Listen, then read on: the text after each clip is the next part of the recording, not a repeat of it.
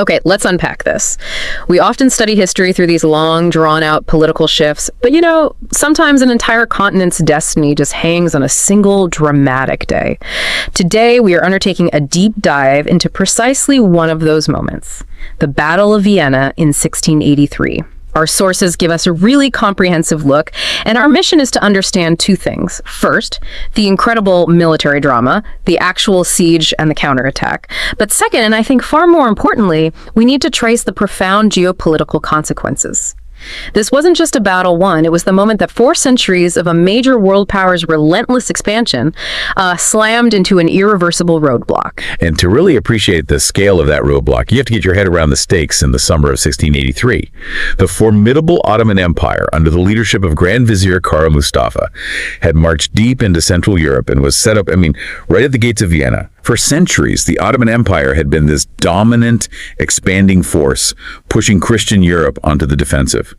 Vienna wasn't just a city, it was the capital of the Habsburg Empire, the traditional bulwark, and, the power center of Central Europe. Oh, if Vienna fell. If Vienna fell, the road was essentially open to Germany and Italy. This is truly the line in the sand. And it wasn't a quick event either. Our sources really detail the grinding reality of the siege itself. This wasn't some quick assault. The city endured 2 grueling months of relentless pressure, starting in mid-July. Exactly. And the pressure was just extreme. You have to marvel at the commander of the defense, Ernst Rudiger von Starhemberg.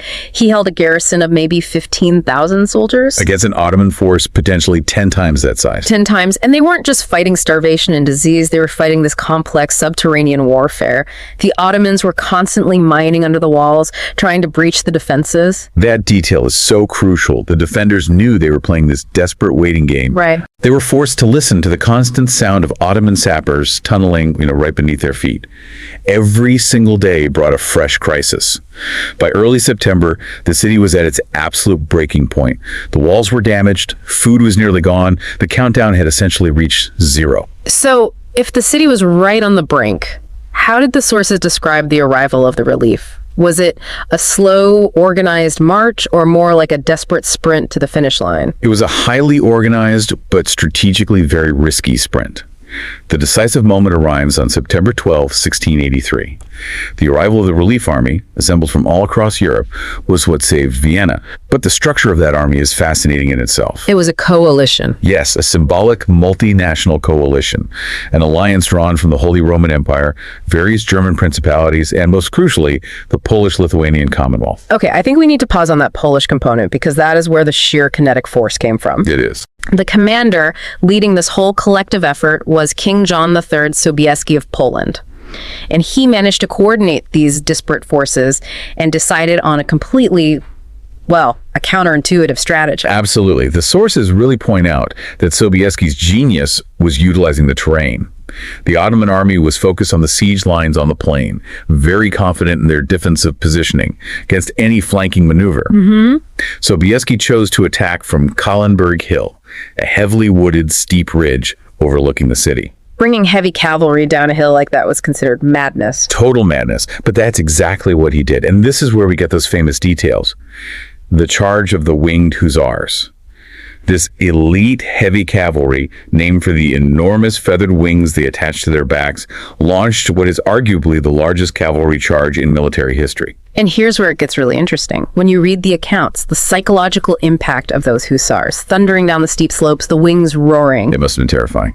A total shock to the Ottoman lines. It wasn't just a military breakthrough, it was a psychological rout. The charge shattered the Ottoman army's center and right flank almost instantly. And the battle was over within a few hours. The Ottoman command structure, including Mustafa himself, was just so confident in their position that the swiftness of the defeat was utterly paralyzing. So they didn't just retreat. They didn't just retreat, they fled in total disorder, leaving behind an astonishing amount of military and personal wealth. Okay, let's look at that immediate aftermath. The scale of the rout is often measured by what the victorious army found in the abandoned Ottoman camps. What did the sources tell us was captured? The haul was incredible. It wasn't just cannon, munitions, and provisions for a massive army, things they'd need for a long-term occupation. Right. It was massive amounts of personal treasure, silks, gold, and famously, thousands of bags of coffee beans, which were a major cultural curiosity at the time. So Kara Mustafa had been so certain of victory that he was basically moving his entire operational wealth into position. Pretty much. And finding all of this intact proved that the defeat was absolute, not just some tactical withdrawal. That detail, the wealth and the coffee, it just shows how unprepared the Ottomans were for defeat. Yeah. So if we step back, this massive military victory on September 12, 1683 is universally hailed as the definitive moment that stopped 4 centuries of Ottoman expansion into Europe. Yes. It's an immediate, clean, historical redirection. Exactly. The advance just stopped. Before Vienna, the question was how far west the Ottoman Empire would go. After Vienna, the question became how much territory they would lose. The balance of power was irreversibly redirected, and the direct beneficiary of that leverage was, of course, the Habsburg Empire. So how quickly did that military win translate into real political leverage? Did the border changes start immediately, or did it take decades for that to mature? It matured really rapidly, though the formal process took a few years. The victory secured the Habsburg Empire's dominance in Central Europe, and it initiated their offensive consolidation of territory. This wasn't just a defensive win. It was a launch pad. It was a launch pad. It initiated the Great Turkish War, during which Christian forces, galvanized by Vienna, gradually recaptured massive amounts of land that had been under Ottoman rule. That's fascinating. But what about the symbolic impact of saving Vienna itself? Well, the sources emphasize that Vienna was preserved as a central cultural and political nexus.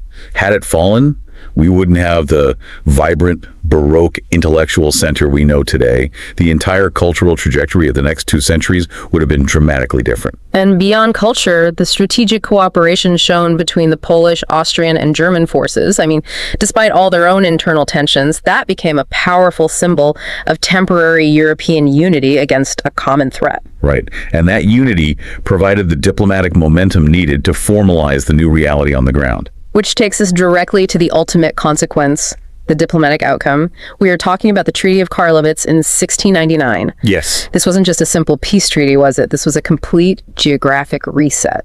Karlowitz is the geopolitical hammer that formalized the shift that started at Vienna.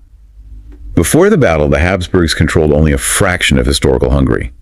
By the time Karlowitz was signed, the Ottoman Empire was forced to cede almost all of Hungary and Transylvania to the Habsburgs. Wow. The vast Hungarian plain, a primary Ottoman territory for over a century and a half, was gone. Just like that. Furthermore, Poland recovered significant territories. Venice gained ground in Dalmatia. Karlowitz was essentially the first major step in the long, slow decline of Ottoman power in Europe, transferring vast swaths of land to the Habsburgs and others. It definitively redrew European borders. Making the military success of 1683 a legal institutional reality. That's it. That's staggering. To synthesize this for you, the listener, the Battle of Vienna was far more than just a successful defense. It was the precise single moment that violently halted an empire's growth trajectory, initiating its decline in Europe, and firmly establishing the Habsburg Empire's dominance in Central Europe for the centuries that followed. We've seen how military victory near Kahlenberg Hill in 1683 translated directly into diplomatic and political dominance, codified by the redrawing of maps at Karlowitz in 1699. So the challenge for you to consider is this. When we look at history, we often see treaties formalizing exhaustion after long wars. But here, one single dramatic military victory, a charge of cavalry, created the leverage that defined new borders across a continent less than 2 decades later. I want you to look into the specifics of those borders defined by the 1699 Treaty of Karlowitz, particularly the vast territorial gains of the Habsburgs. Can you think of any other single battle in history that so immediately and dramatically dictated the formal, long-term institutional borders of major empires? It's a profound question about the power of the battlefield to dictate the diplomatic table. Okay, so let's set the scene for this deep dive. The year is 1683, and history is, well, it's really hanging in the balance at this moment. It really is. When you talk about these pivotal events that shaped Europe, the Siege of Vienna, it's right up there at the top. For 60 days, the fate of all of Central Europe felt like it was sealed. A brutal contest of wills. Exactly. And our mission today, as we dig into these sources, isn't really the big sweeping story of the siege itself. We want to get into the granular detail of the armies, Right. who was leading them, what was the scale of these forces, and, what was the actual composition of these armies that led to, frankly, such a surprising result. And that framing is so important because this wasn't just two countries fighting. It was a massive imperial army against a really desperate defense. A defense that needed help. A defense that needed a massive multinational European coalition to even have a chance. And understanding that complex leadership is, I think, the key to understanding the whole battle. Okay, so let's unpack that, starting with the challenge that shows up at the gates of Vienna, the Ottoman Empire. The sheer scale of this army is just... it's hard to wrap your head around. Our sources consistently put the number at around 150,000 strong. And that number, it isn't just a number. It's a psychological weapon in itself. I can't even imagine the logistics of that. No. And leading this colossal operation was the Grand Vizier, Mirzafanlu Kara Mustafa Pasha. The thing about him is the immense pressure he was under. Right. For the Ottoman Empire, Vienna wasn't just a target. It was like an expected prize. His success meant everything. His failure, well, we know how that ended. He was coming from a place of extreme overconfidence then. Profound overconfidence. And it wasn't just a massive blob of men either. No, you mentioned the quality of the troops, and our sources really highlight that Kara Mustafa brought the empire's best. He brought the A-team. Yeah. We need to put a name to these units, for context. When we say elite, we're talking about the Janissary. Famous infantry. Exactly. The professional standing infantry. Incredibly disciplined, fiercely loyal. They were the shock troops of their day. They were the ones digging the mines, doing the close assault work on the wall. And they weren't the only elite force. No, you also had the Spearheaded. They were the other side of the coin. The feudal heavy cavalry, the mobile wing of the army. So you have this massive 150,000 strong army, and a huge chunk of it is made up of these seasoned professional units. Right, which makes the task of just surviving, let alone breaking the siege, seem almost impossible. And before any relief force even shows up, this siege grinds on for 2 long, draining months. 2 months. The man who's holding the line inside the city against all that is Count Ernst Rudiger von Starhemberg. And Starhemberg's job was just pure survival. That's it. He was the commander inside the walls, and his whole task was just to buy time. His head was literally on the block. Absolutely. His primary command was what was left of the Austrian troops and, the city's own citizens pressed into service. He was just holding on. And that time he finally pays off in early September when this multinational force shows up. The documents call it the Relief Allied Army, or more commonly, the Holy League. Yeah, and that name, Holy League, it tells you everything about the stakes. This wasn't just a military pact. It was forged with this spiritual and political urgency to defend Christendom. And that meant the command structure had to be complicated. Extremely complicated. You had all these different interests, different languages. It needed a really powerful figure to hold it all together. So who was that anchor? Who was the one person everyone could look to? The overall kind of acknowledged commander-in-chief was King John III Sobieski of Poland. A veteran campaigner. A renowned one, yeah. Yeah. Famous for his strategic mind, especially with cavalry. He brought the prestige of a king and the tactical know-how they desperately needed. He was the glue. But he wasn't alone at the top, which, like you said, speaks to the politics of it all. Managing the main Austrian and German forces was Charles V, Duke of Lorraine. And Duke Charles was absolutely essential. He was the highest-ranking imperial commander there, and his troops had already been fighting near Vienna. So he knew the terrain. He knew the terrain, he knew the enemy. So while Sobieski had the overall strategic authority, the day-to-day deployment of the main imperial armies, that fell largely to Lorraine. It must have been a delicate balance between them. A very careful political balance. But they made it work. And this is where the alliance really gets interesting, because it wasn't just the Poles and the Austrians. You have this whole collection of German princes showing up. It was a call to arms for the whole Holy Roman Empire. And you have major players bringing serious forces. Right. Our sources list Elector Max Emanuel of Bavaria. And he's leading 11,000 highly trained Bavarian soldiers.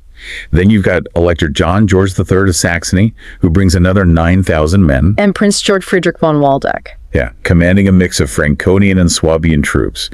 These aren't just token forces. These are significant professional armies. So that raises a really critical point. You've got 150,000 Ottomans under one commander. Then you have this sprawling, multi-headed coalition. When you add it all up, how did they actually stack up numerically? The comparison is, well, it's stark. They're heavily outnumbered. Heavily. The combined relief army only numbered around 70,000 to 80,000 soldiers total. So they're outnumbered almost 2-to-1, maybe even more. Wow. And that disparity forces you to look away from just quantity and focus on quality and specialization. They couldn't win a slugging match. They needed a knockout blow. Okay, so let's break down that smaller force. About 20,000 were Austrian troops under Duke Charles. They were the backbone of the infantry line, yeah. But the element that really defines the battle, the thing everyone remembers, comes from the Polish Commonwealth. About 18,000 troops. And when you drill down on those troops, you find the key. It's the cavalry. It's almost all cavalry. Yeah. And we're not just talking about any cavalry. We're talking about the Hussaria, the famous Polish Winged Hussars. This is a point that you just have to stress. You really do. The Winged Hussars were the ultimate shock troops of that era. Heavily armored, these incredibly long lances. Their charge was devastating and disciplined. A mobile sledgehammer. That's a perfect way to put it. Sobieski had a surgical instrument that was designed specifically to break open formations like the ones the Ottomans used. It was a massive tactical advantage. And the German contingents filled out the rest of the line, providing that stable infantry base. That's right. You had the big ones from Bavaria and Saxony, but then another 8,000 or so from smaller German regions. Plus, you can't forget the Hungarians under Prince Esterhazy. Every single man was needed to get to that 70,000 number. So you have this patchwork army, outnumbered, multiple leaders, but it has this one incredible specialized weapon. What did that all mean on the day of the battle? It meant the fight was decided by a single, perfectly timed maneuver. The whole force managed to outflank the Ottoman army. They got the high ground. They established a position on the high ground near Kahlenberg Hill, looking down on the siege camp. And this is where the leadership, that whole complicated structure, pays off. The sources describe it as a coordinated final push. It was a movement that played perfectly to Sobieski's strengths. Yeah. The whole Allied line pushed forward, but the decisive moment, the rupture, came from Kahlenberg Hill. The cavalry charge. A massive cavalry charge. One of the largest in history, actually. And King Sobieski led it himself. He did, leading those Winged Hussars and the rest of the cavalry, maybe 20,000 horsemen in total, straight into the heart of the Ottoman camp. The weight of that charge it shattered them. Total chaos. Total chaos. Kara Mustafa was forced to abandon the siege and just flee in a panic. So if you connect all the dots, the whole 2-month struggle boils down to that one moment. It does. The massive Ottoman army under a too confident Kara Mustafa was broken by a single intervention. And that intervention only worked because the command structure, Starhemberg holding the city, Sobieski and Duke Charles working together, it allowed them to bring their specialized power to bear at the perfect time. It's just remarkable that so many different leaders could agree on one single goal to make that happen. What stands out to you about that cooperation between Sobieski, a foreign king, and Duke Charles, the imperial commander? I think it highlights that in a coalition like this, success is less about numbers and more about, well, the ability of ego in politics to just step aside when faced with overwhelming necessity. They knew they had to let the cavalry expert do his thing. That focus on expertise over size really is the key takeaway. And that brings me to a final thought for you to consider. Given that huge disparity in numbers, 150,000 Ottomans versus maybe 80,000 allies, what does the specific expertise of that smaller force, especially the Polish heavy cavalry, really tell us about this victory? If the Ottomans had possessed an equivalent force of elite shot cavalry, would their numbers have been enough to win? Or did that concentration of specialized power in the Allied camp make the bulk of the Ottoman army, in a way, irrelevant in those final critical hours? Something to chew on as you process this deep dive. Welcome back to the Deep Dive. Today, we're going right to a major flashpoint in history, the Siege of Vienna, 1683. We've got stacks of source material here, and they all point to this single moment where really the entire course of Central European history just hangs in the balance. It's honestly hard to overstate the crisis. You have the Ottoman army, it's already swept across Hungary, and now Vienna is under this absolutely crushing siege. And if the city had fallen? Well, the sources are pretty clear on that. There was very little left to stand in the way of a much deeper expansion into the German states. I mean, this was the cliff edge. And right there on that edge, one element just stands out in all the historical accounts. It wasn't just a factor, it was the critical decisive factor, the Polish Winged Hussars. That's right. So our mission for this deep dive is to unpack all of it, the tech, the psychology, the sheer audacity of this elite unit, to really understand why their one charge basically ended 150 years of conflict. And we should probably define them right away. They're the ultimate elite heavy cavalry. But to get why they were so important in 1683, You really have to look at the reputation they'd already built. It was based on a doctrine that was, well, frankly, a bit counterintuitive for the time. Okay, let's start right there because that's the first big question. By the late 17th century, warfare is changing, right? It's all about infantry squares, massed muskets, artillery, Exactly. heavy cavalry, knights in armor. They're supposed to be obsolete, but the Hussars were famous for these charges that, as one source puts it, often turned the tide of battles. How? That's the key. Their success was rooted in taking an old idea, the shock charge, but perfecting the technology to make it work in a gunpowder world. Most other heavy cavalry in Europe was just too slow. They were easy targets. But the Hussars were different. The Hussars combined heavy protection with a really remarkable mobility. See, that sounds like a contradiction. How do you both? Heavy armor plus speed. It's all down to specialized engineering and doctrine, and our sources are very detailed here. First, the armor. It wasn't just simple plate. It was often this specialized scale or lamellar armor designed to deflect, oriental sabers and arrows. Lighter, maybe. Lighter, and a huge effort went into balancing the weight. But the second thing, and this is vital, was their main weapon, the lance. Ah, the famous lances. I mean, they were legendary. Weren't they something like 18, even 20 feet long? They were, which meant they could strike enemy infantry, even 2 ranks deep, before the Hussar himself was even in range of a bayonet. But how on earth do you manage a 20-foot pole while you're charging at full gallop? That's the engineering genius. Yeah. The sources explain that these lances were hollowed out, sometimes laminated, and critically, they were often counterweighted at the back. So they're lighter and easier to handle? Much lighter, manageable, but they could still deliver this staggering shock impact. They just punch right through standard infantry lines and armor. It was less about brute force and more about focused kinetic energy. Delivered from a safe distance, so it's not just a wild charge, it's a disciplined, almost surgical strike. Precisely. They trained obsessively to hit as one cohesive unit, keeping that formation even at top speed. Yeah. This allowed them to shatter lines where other cavalry would have just stalled out. They were built for that initial shock, not a long, messy fight. Okay, so we've got the technical side down, the steel, the doctrine. But now let's get to the part that everyone knows them for, the psychological part. Right.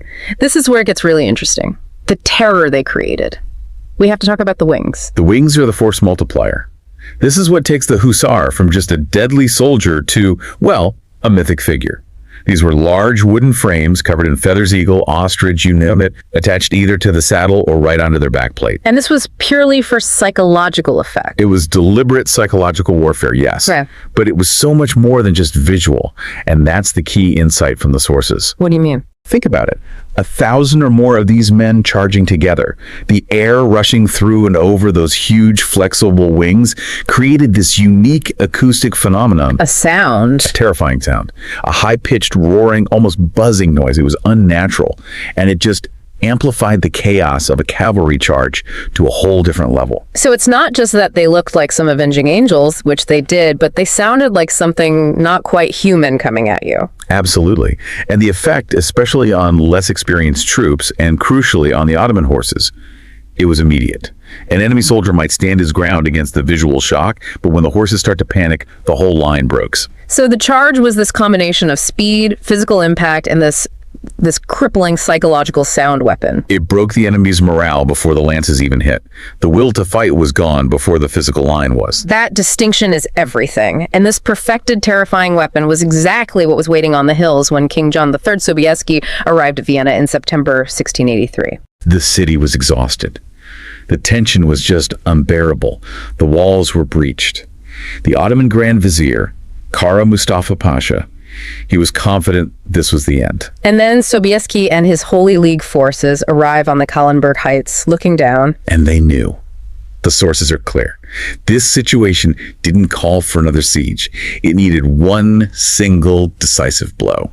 And Sobieski, he's an experienced commander. He must have known that a direct assault on the main Ottoman trenches against their artillery and the Janissaries, that would be suicide for most troops. It would have been. So the tactical decision was it was brilliant and incredibly audacious. They didn't hit the main line. No. Instead, Sobieski used the terrain and launched what's now considered the largest cavalry charge in military history. Something like 20,000 horsemen, led by those 3,000 Winged Hussars. And they aimed them straight at the Ottoman command structure. They bypassed the strongest defenses entirely. They went for the flanks and the rear, right where the Ottoman siege camp was. So they hit them where they were weakest and least expecting it. Exactly. The momentum of the Hussars coming down those slopes. You combine that with the reach of their lances and, of course, that acoustic terror of the wings. The impact was instantaneous. It was devastating. What happened in that moment when this feathered avalanche hits the rear of the Ottoman army? Total rupture. One source says the charge simply obliterated the Ottoman forces' cohesion. It wasn't a slow collapse. It was an instant shattering of their command and their ability to fight. It just fell apart. Completely. The Grand Vizier himself lost control. His army immediately started to prioritize saving their loot from the siege camp over actually holding the line. It's just stunning that centuries of Ottoman expansion toward the heart of Europe were stopped in minutes by one single cavalry maneuver. It's incredible. Our sources are unanimous on this. The intervention of the Hussars was the critical factor. It broke the Ottoman lines, scattered their army, and lifted the siege. That was the turning point. So let's widen the lens. What does this one battle, this one charge, actually mean for the next 100 years of European history? The legacy is colossal. I mean, first, it cements the Polish-Lithuanian Commonwealth's reputation as the military bulwark of Eastern Europe. It's sort of the last great hurrah for that style of heavy shock cavalry. A final, powerful lesson in that kind of warfare. Yes, but geopolitically, it was an earthquake. The victory didn't just save Vienna, it galvanized Europe. It led directly to the formation of the Holy League, an alliance between the Holy Roman Empire, Venice, Poland, and later Russia, which then launched the Great Turkish War. So Vienna wasn't the end of the war, it was the beginning of the counteroffensive. Precisely. That single charge in 1683 kicked off a 16-year campaign that permanently reversed the balance of power. The sources are very clear. This event halted Ottoman expansion into Central Europe for good and began their long retreat from the Hungarian plains. The Hussars didn't just win a battle, they drew the future map of the continent. In a very real way, yes. They dictated the geopolitical boundaries for centuries to come. That is just a staggering amount of history resting on the shoulders of those 2,000 men. It's fascinating how their success came from perfecting an old world technique with, high-tech engineering and psychological warfare. They sealed the fate of a continent by blending the past and the future of war. So, to recap our deep dive, the Polish Winged Hussars were so instrumental at Vienna because they fused all these specialized advantages. You have the disciplined tactics, the heavy armor with superior mobility, and the unique power of those lances. But what really amplified it all, what turned a victory into a historic turning point, was the psychological factor, the speed, the shock, and the pure auditory terror from those wings. It really was a perfect storm. They turned a tactical necessity into a permanent historical pivot, saving the city and triggering the long-term decline of Ottoman power in Europe. Which leaves a really interesting question for you to think about. Given that the Hussars pulled this off in an age of firearms and defensive infantry squares, their victory was, well, it was an anomaly.